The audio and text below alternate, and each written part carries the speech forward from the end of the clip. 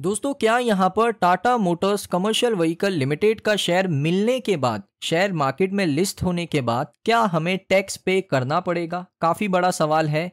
Tax से related पूरा video होने वाला है। Tata motors commercial vehicle limited या Tata motors passenger vehicle limited, आपके सारे डाउट टैक्स से रिलेटेड क्लियर करूंगा इस वीडियो के अंदर। तो चलिए दोस्तों, वीडियो को शुरू करते हैं।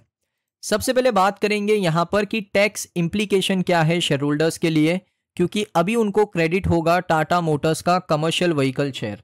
कमर्शियल व्हीकल शेयर आपको डीमेट अकाउंट में आपको बहुत लोगों को शो कर रहा है, बहुत लोगों को नहीं कर रहा है।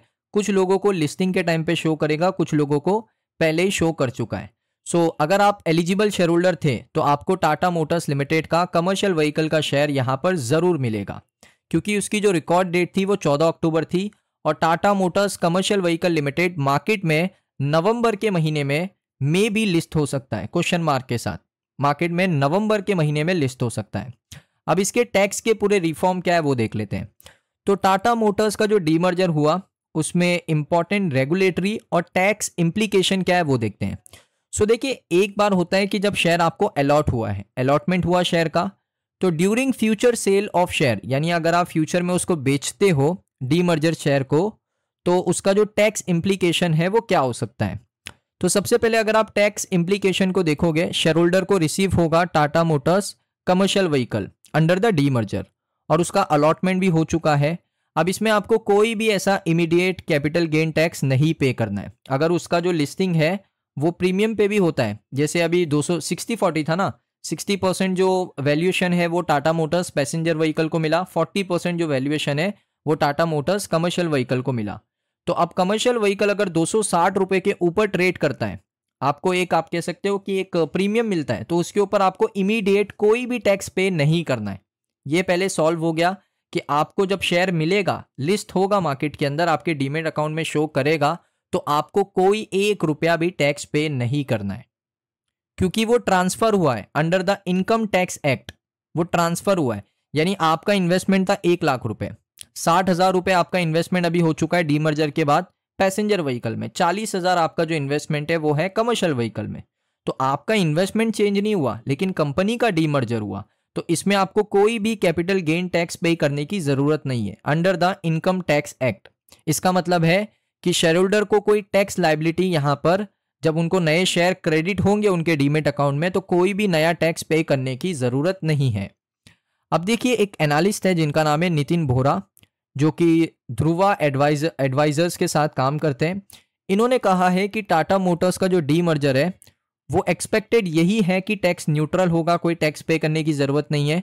उसके साथ कोई इमीडिएट टैक्स का इंपैक्ट भी आपको देखने को नहीं मिलेगा, यानी आपका जो इन्वेस्टमेंट पुराना था वही तो इन्वेस्टमेंट है, सिर्फ कंपनी 2 पार्ट्स में डिवाइड हुई है।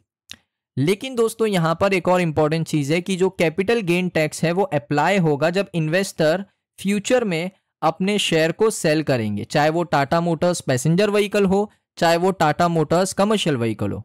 उस हिसाब से उसको टैक्स को कैलकुलेट किया जाएगा।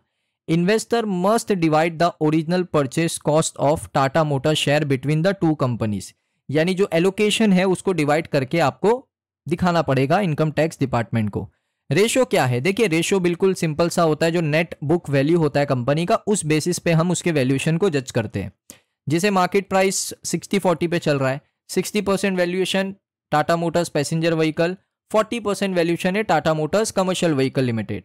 इसी फिगर के बेस पे यहां पर टैक्स पे किया जाएगा अगर आप उसको सेल करते हो तभी। अब अगर आप 12 महीने के अंदर यहां पर आप टैक्स पे करते हो, 12 महीने यानी 12 महीने के अंदर, द डेट ऑफ परचेज आपका है 12 महीने के अंदर अगर आपने बेचा, तो वो एक short term capital gain tax लगेगा। अगर आप उसको 12 महीने के बाद सेल करते हो तो वो एक long term capital gain tax आपको पे करना पड़ेगा। तो दोनों चीज अलग है। Long term capital gain tax I think 12.5% है, और जो short term capital gain tax है वो 20% है, जिसमें 12 महीने का बफर है, यानी 12 महीने के अंदर अगर आपने बेचा तो आपको 20% का टैक्स, अगर आपने यहां पर 12 महीने के बाद बेचा तो आपको 12.5% का टैक्स पे करना पड़ेगा। उसमें भी कुछ यहां पर चेंजेस होते हैं, बट जो मोटा मोटा यही हिसाब होता है, 12.5% for long term capital gain tax, 20% for short term capital gain tax. अब देखिए जो Tata Motors limited commercial vehicle company list होती है मार्केट में, शेयर होल्डर अगर उसको सिंपली होल्ड करते हैं तो यहां पर आपको कोई भी टैक्स पे करने की जरूरत नहीं है। अब यहां पर जो टाटा मोटर का शेयर है, Tata motors commercial vehicle limited, वो अगर आप इवेंचुअली सेल करते हो, यानी आपको प्रीमियम मिला, आपने इवेंचुअली सेल किया, तो उस पर आपको 20% का short term capital gain tax पे करना पड़ेगा, बिकॉज आपने 12 महीने के अंदर बेचा है। लेकिन अगर आपका डेट ऑफ परचेज ही बहुत पुराना है तो वो long term capital gain tax में जाएगा, जहां पर 12.5% के आसपास ही आपको यहां पर पे करना पड़ेगा टैक्स। सो ये बेसिस पे दोस्तों यहां पर आप देख सकते हो, सबसे पहले कुछ क्वायरीज आई है इन्वेस्टर्स की तरफ से, जैसे long term capital gain tax. So जैसे मैंने बताया 12 महीने और गेन अगर होता है 1.25 लाख का, यानी 1,25,000 का, जो आप कह सकते हो 60-70% इन्वेस्टर्स इतना बना ही लेते पैसा, 1.25 लाख रुपीस, तो उसके ऊपर 12.5% का टैक्स यहाँ पर आपको पे करना पड़ेगा। और short term capital gain tax जो है, अगर आप उसको 12 महीने के अंदर ही बेचते हो तो 20% आपको पे करना पड़ेगा। और डिविडेंड अगर आपको मिलता है, देखिए डिविडेंड के ऊपर भी टैक्स होता है। डिविडेंड यहाँ पर अगर आपका एक फाइनेंशियल ईयर में, वैसे 10% का जो टीडीएस का स्लैब है वो तो एक अलग चीज़ है, एप्लीकेबल है, लेकिन अगर आपका यहाँ पर total dividend income financial year एक साल के अंदर 10,000 से ज़्यादा अगर आप डिविडेंड इनकम जनरेट कर रहे हो तो उसके ऊपर आपको 10% का टीडीएस एप्लीकेबल हो जाएगा। सो यहां पर कहने का मतलब क्या है कि अगर आप बेचते नहीं हो शेयर को, होल्ड करते हो, दोनों ही शेयर को, पैसेंजर व्हीकल को, कमर्शियल व्हीकल को, तो कोई टैक्स नहीं है। हाँ, जब बेचोगे तो डेट ऑफ परचेज से कैलकुलेट होगा कि कितना टाइम आपने उसको होल्ड किया है। अगर 12 महीने के बाद बेचते हैं तो long term capital gain tax, अगर 12 महीने के अंदर उसको सेल करते हैं तो short term capital gain tax, simple है। उसके बाद यहाँ पर और भी क्वायरी है, FAQ है, will I have to pay tax when I receive Tata Motors limited commercial vehicle share, यानी जब मुझे शेयर मिल जाएगा तो क्या मुझे टैक्स पे करना पड़ेगा? बिल्कुल नहीं, आपको कोई टैक्स नहीं पे करना पड़ेगा, क्योंकि ये शेयर ट्रांसफर हुआ है। ये दो कंपनीज ट्रांसफर हुई है, एक कंपनी थी उसको डिवाइड किया गया दो कंपनीज में, एक कंपनी का शेयर अवेलेबल है, एक कंपनी का क्रेडिट होगा, ये ट्रांसफर है, ये आता है अंडर इनकम टैक्स लॉ, तो इसमें कोई टैक्स नहीं है। When will I have to pay tax, यानी कब हमें टैक्स पे करना पड़ेगा? तो अगर आप कैपिटल गेन टैक्स पे करना है तो यहां पर आपको सेल करना पड़ेगा टाटा मोटर्स पैसेंजर व्हीकल को और टाटा मोटर्स कमर्शियल व्हीकल को, तब यहां पर आप टैक्स पे के, यहां पर आप कह सकते हो अंदर आ जाओगे। आपको टैक्स जब भी पे करना पड़ेगा, दोनों में से कोई भी कंपनी बेचोगे टैक्स पे करना पड़ेगा। उसमें भी आपका जो आप कह सकते हो प्रॉफिट है वो 1.25 लाख के आसपास होना चाहिए। How will my cost of purchase be calculated, यानी किस तरीके से मेरा कॉस्ट ऑफ परचेज कैलकुलेट होता है? तो देखिए आपका जो cost of original Tata motor share है उसको यहां पर कैलकुलेट किया जाएगा, will be split between Tata motors commercial vehicle limited और Tata motor passenger vehicle limited, जो भी उसका रेशियो था 60-40 के बेसिस पे।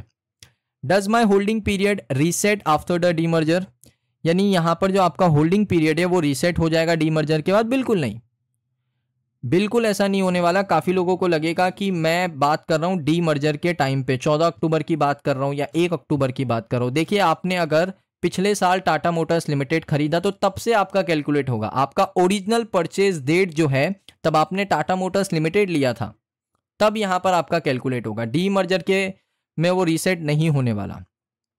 डिविडेंड के ऊपर टैक्स लगेगा, जैसा मैंने बताया डिविडेंड के ऊपर आपको 10% का टीडीएस पे करना पड़ सकता है अगर आप 10,000 रुपये से ज़्यादा का डिविडेंड अर्न करते हो फाइनेंशियल ईयर में।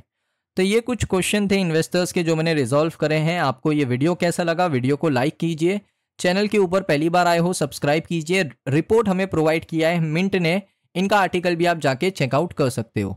सो मिलता हूँ दोस्तों आप सभी लोगों को नेक्स्ट वीडियो के अंदर।